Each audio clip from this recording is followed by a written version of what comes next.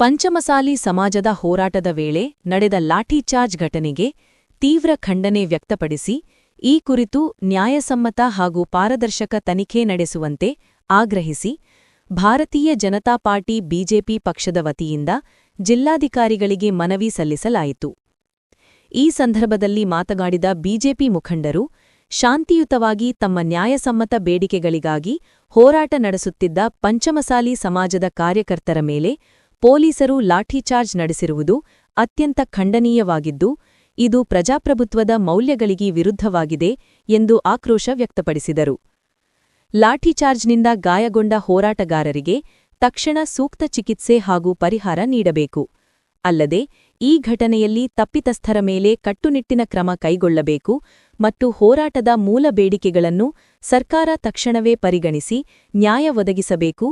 ಬೆಳಗಾವಿ ಅಧಿವೇಶನದಲ್ಲಿ ಪಂಚಮಸಾಲಿ ಸಮಾಜ 2A ಮೀಸಲಾತಿಗಾಗಿ ಒಂದು ಹೋರಾಟವನ್ನು ಮಾಡಬೇಕಾದಂತಹ ಸಂದರ್ಭದೊಳಗೆ ಅಧಿಕ ಸಂಖ್ಯೆಯೊಳಗೆ ಶಾಂತಯುತವಾಗಿ ತಮ್ಮ ಬೇಡಿಕೆಯನ್ನು ಸರ್ಕಾರದ ಮುಂದೆ ಮಂಡಿಸಲಿಕ್ಕೆ ಇಡೀ ಸಮುದಾಯ ಯಾವುದೇ ರೀತಿಯ ತೊಂದರೆಯನ್ನು ಕೊಡದೆ ಆ ಒಂದು ಬೇಡಿಕೆಗಾಗಿ ಒತ್ತಾಯಿಸಿದಾಗ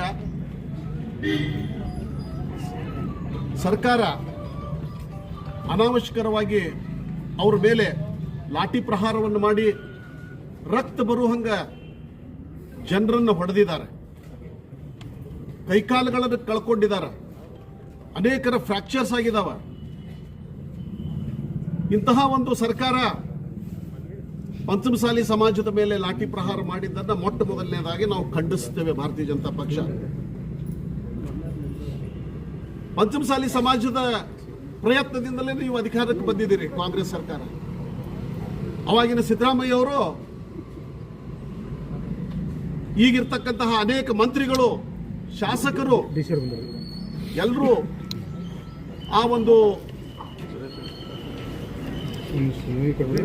ಈ ಒಂದು ಪಂಚಮಸಾಲಿ ಸಮಾಜಕ್ಕೆ ನಾವು ನ್ಯಾಯವನ್ನು ಕೊಡಿಸ್ತೀವಿ, 2A ಮೀಸಲಾತಿಯನ್ನು ಕೊಡಿಸ್ತೀವಿ ಅಂತ ಹೇಳಿ ಇದೇ ಸಿದ್ದರಾಮಯ್ಯನವರು ಒಪ್ಪಿಕೊಂಡ ಅಧಿಕಾರಕ್ಕೆ ಬಂದ ನಂತರ ಅವ್ರ ಮೇಲೆ ಲಾಠಿ ಪ್ರಹಾರ ಮಾಡ್ತಾರ ಪಂಚಮಸಾಲಿ ಸಮಾಜದ ಮೇಲೆ ಅಂದ್ರೆ ಇದು ಯಾವ ಸೀಮೆಯ ನ್ಯಾಯ ಅಂತ ಹೇಳಿ.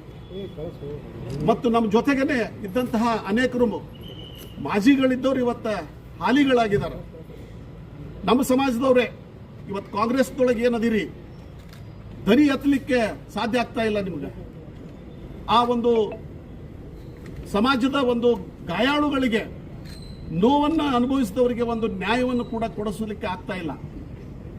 ಈ ಸಂದರ್ಭದಲ್ಲಿ ಸರ್ಕಾರಕ್ಕೆ ನಾವು ಒತ್ತಾಯ ಮಾಡ್ತೀವಿ, ಏನು ಲಾಠಿ ಪ್ರಹಾರದಿಂದ ಒಂದು ಗಾಯಾಳುಗಳಾಗಿದ್ದಾರೆ, ಹಾನಿಯಾಗಿದೆ, ಅವ್ರಿಗೆಲ್ಲರಿಗೂ ಒಂದು ಪರಿಹಾರವನ್ನು ಕೊಡಬೇಕು. ಮತ್ತು ನೀವೇನು 2A ಮೀಸಲಾತಿ ಕೊಡ್ತೀನಿ ಅಂತ ಹೇಳಿ ವಾಗ್ದಾನ ಮಾಡಿಕೊಂಡ ಅಧಿಕಾರಕ್ಕೆ ಬಂದಿರಿ, ಆ ಒಂದು ನಿಟ್ಟಿನೊಳಗೆ ಒಂದು ಸ್ಪಷ್ಟತೆ ಸರ್ಕಾರದಿಂದ ಹೊರಗೆ ಬರಬೇಕಾಗ್ತದೆ. ಕೊಡ್ತೀನಂದ್ರೆ ಕೊಡ್ತೀನಿ ಅಂತ ಹೇಳ್ರಿ, ಇಲ್ಲಂದ್ರೆ ಇಲ್ಲ ಅಂತ ಹೇಳ್ರಿ. ಮುಂದಿನ ಏನು ಒಂದು ಹೋರಾಟಗಳನ್ನು ನಾವು ರೂಪರೇಷೆಯನ್ನು ಮಾಡಿಕೊಂಡು ಹೋರಾಟವನ್ನು ಮಾಡ್ತೀವಿ.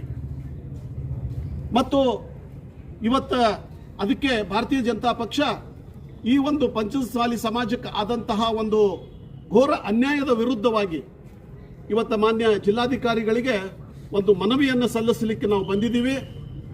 ಮತ್ತು ಈ ಒಂದು ಮನವಿಯನ್ನು ನಮ್ಮ ಜಿಲ್ಲಾಧಿಕಾರಿ ಸಾಹೇಬರು ಸರ್ಕಾರಕ್ಕೆ ಅದನ್ನು ಕಳಿಸಿಕೊಡ್ಬೇಕಂತ ಹೇಳಿ ನಾನು ವಿನಂತಿಸಿಕೊಂಡು ನನ್ನ ಎರಡು ಮಾತುಗಳನ್ನು ಮುಗಿಸ್ತೀನಿ. ನಮಸ್ಕಾರ.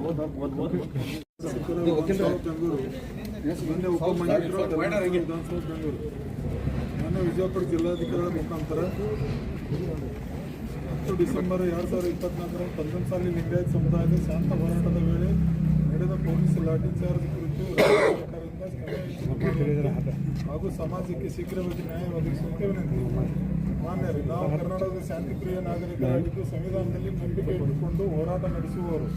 ಇದೇ ನಿಟ್ಟಿನಲ್ಲಿ ಪಂಚಮಸಾಲಿ ಲಿಂಗಾಯತ ಸಮುದಾಯವು ಹಲವು ವರ್ಷಗಳಿಂದ ತಮ್ಮ ನ್ಯಾಯಸಮ್ಮತ ಮೀಸಲಾತಿ ಬೇಡಿಕೆಯನ್ನು ಸರ್ಕಾರದ ಮುಂದಿಟ್ಟುಕೊಂಡು ಶಾಂತ ಸಂವಿಧಾನಬದ್ಧ ಹೋರಾಟ ನಡೆಸುತ್ತಿದೆ. 10 ಡಿಸೆಂಬರ್ 2024ರಂದು ಕರ್ನಾಟಕ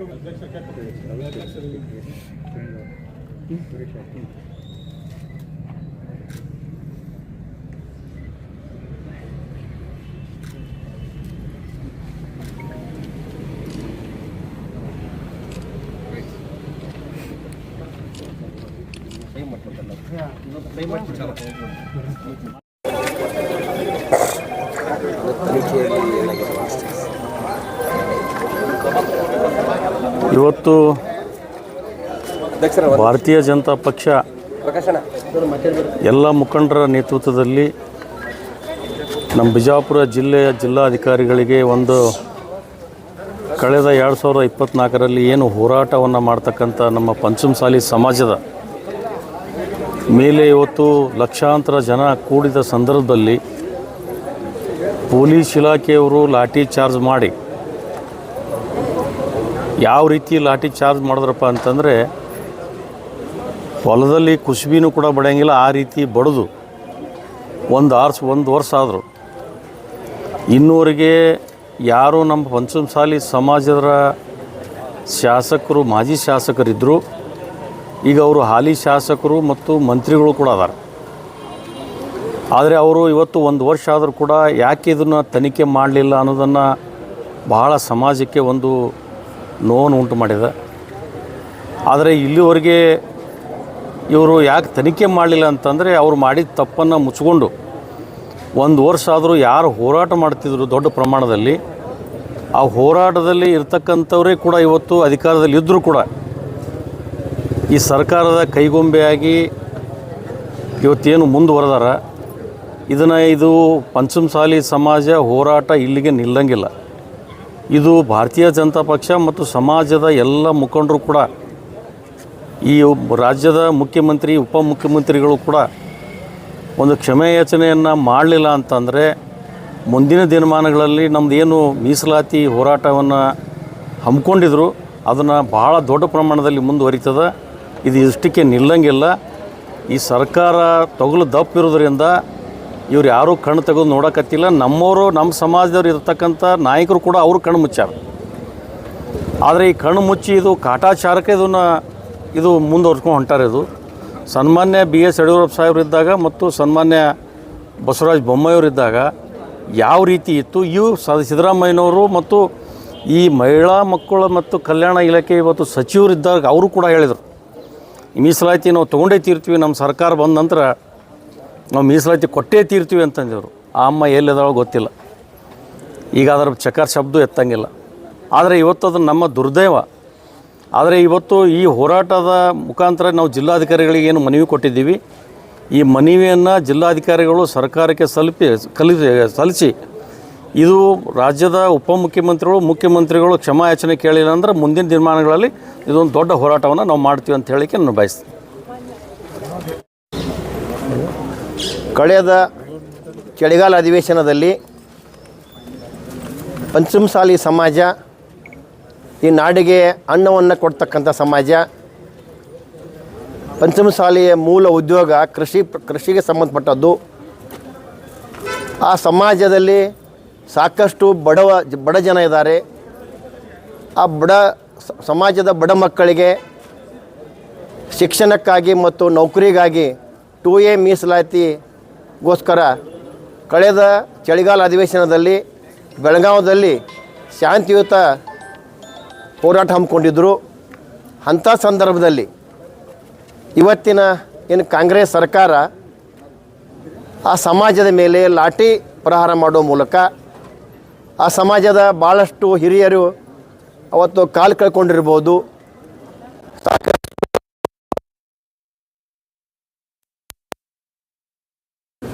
ನಾವು ವಿಚಾರ ಮಾಡಿದ್ವಿ, ಭಾರತೀಯ ಜನತಾ ಪಕ್ಷ ಏನು ಭಾರತೀಯ ಜನತಾ ಸರ್ಕಾರ ಇದ್ದಾಗ ಇವತ್ತಿನ ಏನು ಕಾಂಗ್ರೆಸ್ ಸರ್ಕಾರದ ಏನು ಮಂತ್ರಿಗಳದಾರ, ಶಾಸಕರದಾರ, ಅವತ್ತು ಭಾರತೀಯ ಜನತಾ ಪಕ್ಷ ವಿರುದ್ಧ ಗಂಟ್ಲ ಹರ್ಕೋತಿದ್ರು, ನೀವು 2A ಮೀಸಲಾತಿ ಕೊಡ್ರಿ ಅಧ್ಯಕ್ಷಂತ. ಇದು ಮೊದಲಿನಿಂದಲೂ ಕೂಡ ಹೋರಾಟ ಇದೆ. ಇದು ಭಾರತೀಯ ಜನತಾ ಪಕ್ಷ ಸರ್ಕಾರ ಇದ್ದಾಗ ಈ ಪಂಚಮಸಾಲಿ ಸಮಾಜ ಹೋರಾಟ ಮಾಡ್ತಾ ಇತ್ತು. ಇದನ್ನರಿತ ನಮ್ಮ ಭಾರತೀಯ ಜನತಾ ಪಕ್ಷದ ಏನು ಮಾಜಿ ಮುಖ್ಯಮಂತ್ರಿ ಅಂತ BS ಯಡಿಯೂರಪ್ಪನವರು ಆವಾಗ ಮುಖ್ಯಮಂತ್ರಿ ಇದ್ದಾಗ ಈ ಪಂಚಮಸಾಲಿ ಸಮಾಜ ಜಾತಿ ಕಾಲಮ್ ಇಲ್ಲ ಅಂತಕ್ಕಂಥ ತಿಳ್ಕೊಂಡು ಅದನ್ನು ಜಾತಿ ಕಾಲಮಲ್ಲಿ ಸೇರಿಸಿ ಅದನ್ನು 3B ಕೊಡ್ತಕ್ಕಂಥ ಪ್ರಾಮಾಣಿಕ ಪ್ರಯತ್ನ ಭಾರತೀಯ ಜನತಾ ಪಕ್ಷ ಮಾಡಿತ್ತು. ಮುಂದೆ 2Aಗಾಗಿ ಹೋರಾಟ ಪ್ರಾರಂಭ ಆದಾಗ ಈ ಕಾಂಗ್ರೆಸ್ಸಿನ ಏನು ವಿರೋಧ ಪಕ್ಷದಾಗಿದ್ದರು ಕಾಂಗ್ರೆಸ್ಸಿನ ಶಾಸಕರು ಮತ್ತು ಮಂತ್ರಿಗಳು ಅವತ್ತು ನಮ್ಮ ಸರ್ಕಾರ ಬಂದರೆ ನಾವು ಆ ಸಮಾಜಕ್ಕೆ 2A ಕೊಡ್ತೀವಿ ಅಂತಕ್ಕಂಥ ಏನು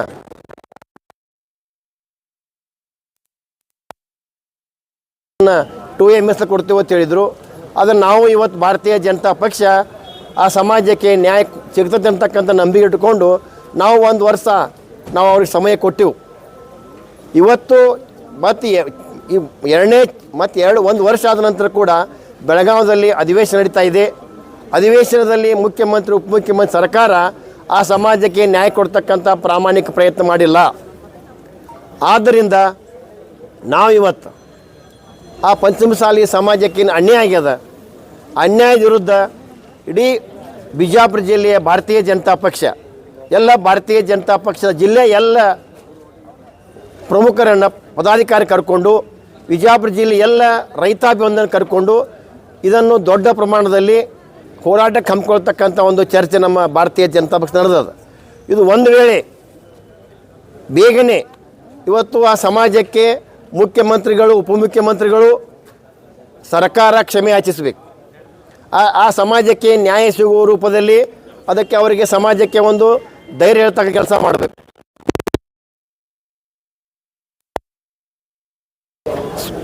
ಸ್ವಲ್ಪ ದಿನದಲ್ಲಿನ ಇದು ಉಗ್ರ ಹೋರಾಟವನ್ನು ನಾವು ಬಿಜಾಪುರದಲ್ಲಿ ಪ್ರಾರಂಭ ಮಾಡ್ತೀವಿ. ನೀವು ಏನು ಲಾಠಿ ಚಾರ್ಜ್ ಮಾಡ್ತೀರಿ ಅಂತಕ್ಕಂಥದ್ದು ಇವನು ಏನು ಮಾಡ್ತೀರಿ ಅಂತಕ್ಕಂಥ ಇದನ್ನು ನಾವು ಗಟ್ಟಿಯಾಗಿ ಇವತ್ತು ಭಾರತೀಯ ಜನತಾ ಪಕ್ಷ ನಾವು ಇವತ್ತೆಲ್ಲ ನೋವನ್ನು ಅನುಭವಿಸಿ ಆ ಸಮಾಜಕ್ಕೆ ನ್ಯಾಯ ಕೊಡ್ಲಿಕ್ಕೆ ನಮ್ಮ ಭಾರತೀಯ ಜನತಾ ಹೋರಾಟ ಹಮ್ಮಿಕೊಳ್ಳೋದ. ಬೇಗನೆ ಎಚ್ಚರಗೊಂಡು ಆ ಸಮಾಜಕ್ಕೆ ನ್ಯಾಯ ಕೊಡಿರುತ್ತೆ ತಮ್ಮ ಮೂಲಕ ಮನವಿ ಮಾಡ್ತೀವಿ. ಇವತ್ತು ಭಾರತೀಯ ಜನತಾ ಪಾರ್ಟಿಯ ವಿಜಯಪುರ ಜಿಲ್ಲೆಯ ಎಲ್ಲ ಪ್ರಮುಖ ಪದಾಧಿಕಾರಿಗಳು ಸೇರಿಕೊಂಡು ಏನು ಪಂಚಮಸಾಲಿ 2A ಮೀಸಲಾತಿ ಕುರಿತು ಜಿಲ್ಲಾಧಿಕಾರಿಗಳಿಗೆ ನಾವು ಇವತ್ತು ಮನವಿಯನ್ನು ಸಲ್ಲಿಸಿದ್ದೀವಿ. ಹೋದ ವರ್ಷ ಏನು ಪಂಚಮಸಾಲಿ ಸಮಾಜದ ಎಲ್ಲ ಕಾರ್ಯಕರ್ತರು ಬೆಳಗಾವಿಯ ಸುವರ್ಣಸೌಧದ ಮುಂದೆ ಪ್ರತಿಭಟನೆಯನ್ನು ಮಾಡುವಂಥ ಸಂದರ್ಭದಲ್ಲಿ ಏನು ಈ ಸರ್ಕಾರ ಪೊಲೀಸರನ್ನು ಮುಂದೆ ಬಿಟ್ಟು ಅವರಿಗೆ ಲಾಠಿ ಚಾರ್ಜನ್ನು ಮಾಡಿಸಿ ಹಿಗ್ಗಾಮುಗ್ಗಾ ಥಳಿಸಿ ಅವರನ್ನು ಹತ್ತಿಕ್ಕುವಂಥ ಕೆಲಸ ಏನು ಈ ಸರ್ಕಾರ ಮಾಡಿದೆ.